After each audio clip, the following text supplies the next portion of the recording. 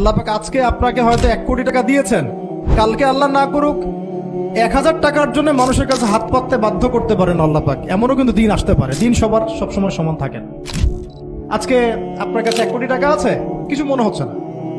কালকে কে জানে, আল্লাহ না করুক যে 1000 টাকা কারো কাছে চাইতে হচ্ছে, 1000 টাকার জন্য ঠেকে গেছেন, হতে পারে না?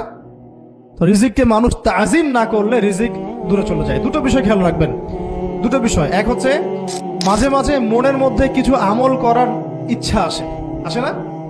মনে হলো যে আচ্ছা একটু 10টা আয়াত পড়ি, মনে আসে না? মাঝে মাঝে এমন মনে হয় না? ওই সময় এই যে মনের মধ্যে যে এই ইরাদাটা জাগ্রত হওয়া, এটাকে আমরা বলি ওয়ারিদ। অন্য ভাষায় আপনি বলতে পারেন মেহমান। কি বলতে পারেন?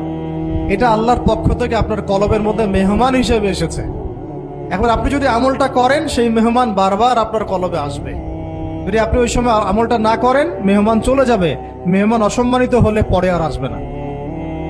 একইভাবে রিজিক আল্লাহ পাক দিয়েছেন, এর তাজিম যদি করতে পারেন রিজিক বেশি আসবে। রিজিকের তাজিম সম্মান করতে না পারলে রিজিক আসবে না, বেশি কমে যাবে। উসমান রাদিয়াল্লাহু আনহু সবচেয়ে ধনী ছিলেন না? কেন জানেন? কেন? এটা কি জানেন কেন ধনী ছিলেন? একে তো তিনি প্রচুর দান সদকা করতেন, এটা তো আপনারা জানেনই। আরেকটা জিনিস অনেকে জানে না, তিনি উটের পিঠে বসেছিলেন, কিছু একটা খাচ্ছিলেন, এই 2-1টা দানা পড়ে গেছে নিচে।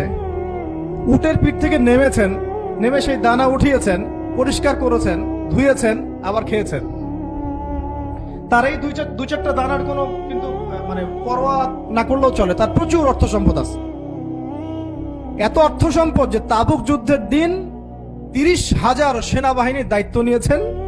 30,000 সেনাবাহিনীর দায়িত্ব নিয়েছেন। সেনাবাহিনী যাবে, থাকবে, খাবে, তাবু টাঙাবে, সব দায়িত্ব তার। 30,000 সেনাবাহিনীর দায়িত্ব নেওয়া কি চারটাখানি কথা? তো এই সাহাবী এই কয়েকটা খাবারের দানা উঠিয়ে খেলেন। নবী সাল্লাল্লাহু আলাইহি ওয়াসাল্লাম বলেছিলেন যে তোমাকে আল্লাহ পাক রিজিক বাড়িয়ে দিবেন না কেন?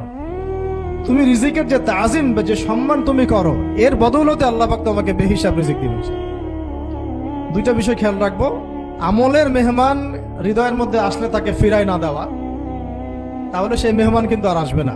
মেহমানকে মূল্যায়ন করলে মেহমান বারবার আসবে ছাড়।